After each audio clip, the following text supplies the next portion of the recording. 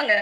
எத்தனை பேர்த்து தாலி அறுத்து உங்க பொழப்பு ஓடணுமா? சாராய கடையை திறந்து வச்சு சாராய பொருளாதாரத்தை மட்டுமே வச்சு ஒரு நாட்டோட வளர்ச்சியை நிர்ணயிக்கிற இந்த திருட்டு திராவிட நாய்களை எப்பங்க நம்ம ஒழிச்சு கட்ட போறோம்? நமக்கு வந்து அந்த காசு 1000 ரூபாய் 5000 ரூபாய் இப்ப போட்டு விட்டுருக்காரு. யாரோட வரிப்பணத்துல இருந்து உங்களுக்கு 5000 ரூபாய் போட்டு விட்டுருக்காருங்க? ஒரு நாட்டோட பொருளாதார சாராயத்தை வச்சுதான் நீ முன்னேற்ற முடியும் அப்படின்னா அப்படி ஒரு ஆட்சியே எங்களுக்கு தேவைன்னு சொல்லி தயவு செய்து மக்கள் எல்லாம் புரிஞ்சுக்கங்க.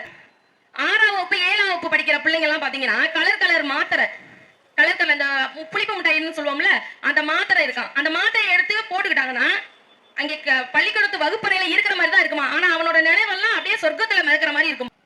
மாலை நேரத்தில் கூடியிருக்கும் என் தாய் தமிழ் உறவுகளுக்கு வணக்கம்.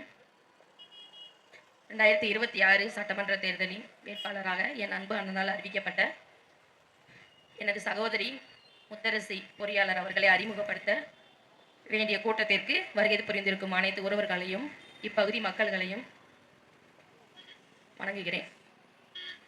நாம் தமிழர் கட்சியின் கொள்கை விளக்க பொதுக்கூட்டம். நாம் தமிழர் கட்சிக்கு என்னப்பா கொள்கைன்னு எல்லாத்துக்கும் ஒரு கேள்வி இருக்கும். என்ன கேள்வி? அதை விளக்கிறதுக்கு தான் இந்த ஒரு பொதுக்கூட்டம். தரமான கல்வி, நல்ல குடிநீர், மருத்துவம் இதெல்லாம் நமக்கு கிடைக்குதுங்களா? இல்லை. ஏன்னா இங்க இருக்கிற அரசு அதிகாரிகள்ல இருந்து ஆட்சியாளர்கள்ல இருந்து எல்லாரும் எங்க ஆஸ்பத்திரிக்கு போய் படுப்பாங்க? ஆஸ்பத்திரியும் கூட சொல்லக்கூடாது, என்ன வார்த்தைன்னு எனக்கு தெரியல. உடம்பு சரியில்லைன்னா எங்க போவாங்க? நம்ம எல்லாம் உடம்பு சரியில்லைன்னா எங்க போவோம்? அரசு மருத்துவமனை, திண்டுக்கல் அரசு மருத்துவமனை வந்து சுகாதாரமா இருக்கா? அங்க இருக்க கழிவறைகளை பார்த்திருக்கீங்களா? சுகாதாரமா இருக்கா? இல்ல. நம்ம தான் போகணும். இதே இங்க இருக்க ஆட்சியாளர்கள்ல நம்ம சீனிவாசன் ஐயா அவர்களோ பெரியசாமி ஐயா அவர்களோ பெரிய ஆஸ்பத்திரிக்கு வருவாங்களா? அரசு பொது மருத்துவமனையில் வந்து வைத்தியம் பார்த்துட்டு போவாங்களா? கிடையவே கிடையாது. தலையில நின்று தண்ணி குடிச்சாலும் அது நடக்காது.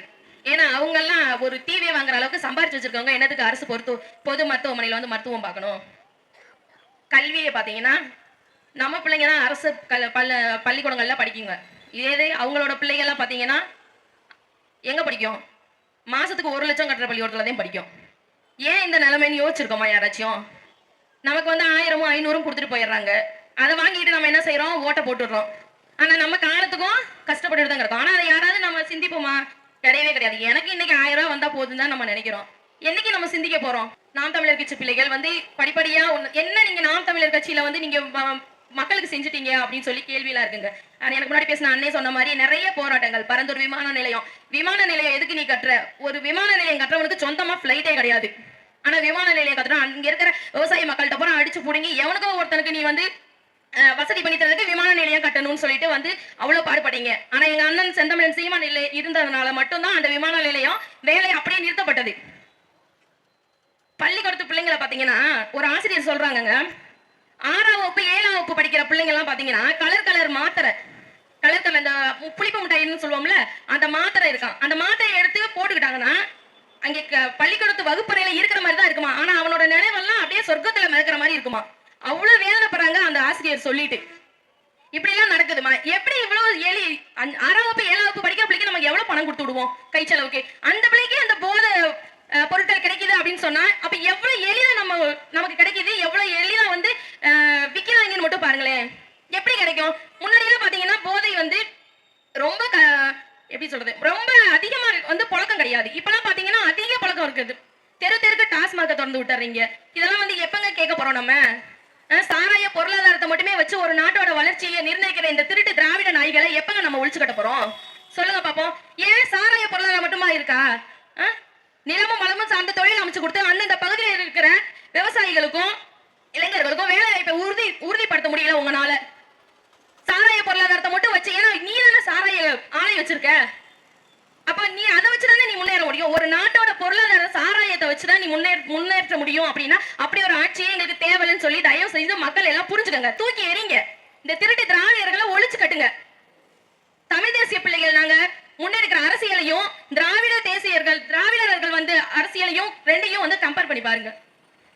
எது உங்களுக்கு தேவைன்னு அப்ப நீங்க புரியும். நியாய விலை கடைன்னு ஒண்ணு இருக்குங்க நம்ம ஊர்ல எல்லாம். நியாய விலை கடை பக்கம் போகவே முடியல. அங்க விக்கிற அந்த பொருட்களை வாங்க முடியல. அந்த ஒரு பாம் ஆயில் கொடுக்குறாங்க.